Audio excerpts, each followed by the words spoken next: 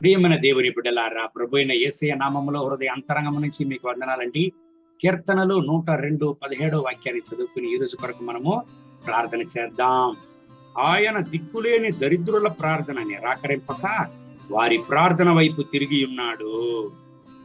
దేవుని బిడ్డలారా, ఈ దేవుని వాక్యం చెప్తుంది చూడండి, దిక్కులేని వారి యొక్క ప్రార్థనను నిరాకరించే దేవుడు కాదు మన దేవుడు. దిక్కులేని వారి యొక్క ప్రార్థనకు, విజ్ఞాపనలకు సదుత్తరాన్నిచ్చే దేవుడు మన దేవుడు.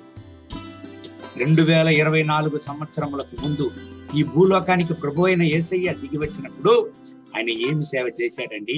దిక్కులేని అనాథలను వెతికి వెళ్ళి అద్భుతాన్ని చేశాడు. ఆయన వ్యాధిగ్రస్తులను, వ్యాధితో ఉన్న వాళ్లను, బంధకముతో ఉన్న వాళ్లను, అన్నిటితో కలతతో ఉండే వాళ్లను, సమాధానము లేకుండా ఉండే వాళ్లను వెతికి వెళ్ళి అద్భుతములను చేశాడు.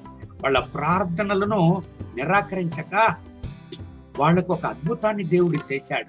వాళ్ళ కన్నీరును తుడిచాడు దేవుడు.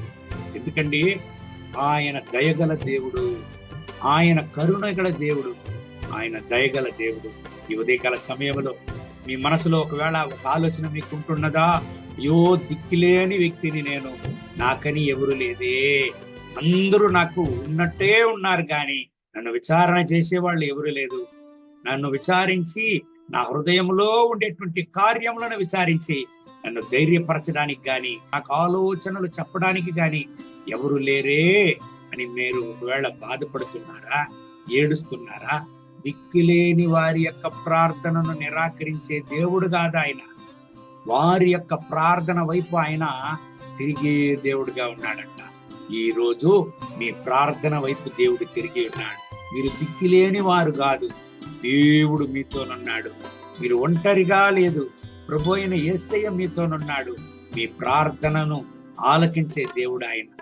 మీకు సదుత్తరాన్ని ఇచ్చి మీ ప్రార్థనను ఆలకించి ఒక అద్భుతాన్ని చేసే దేవుడుగా ఉన్నాడు. ధైర్యంగా నుండి దేవుని బిడ్డలారా, ఈ దేవుని వాక్యాన్ని బట్టి దేవుడు మిమ్మల్ని ఆశీర్వదించి ఈ రోజంతా నడుపును దాకా కళ్ళు మూసి ప్రార్థన చేద్దామండి.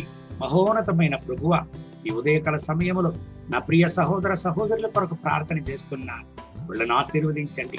అయినా నేను ఒంటరిని, నాకని ఎవరు లేదే, అయ్యో నేను దిక్కులేని వ్యక్తిగానున్నాను, నన్ను విచారించడానికి ఎవరు లేదు అని ఏడ్చేటువంటి ప్రతి ఒక్క బిడ్డను కూడా ముట్టండి. వీళ్ళ కన్నీళ్లను తొడవండి. మీ యొక్క కృపా కనికర వీళ్ళ పని దిగివచ్చును గాక.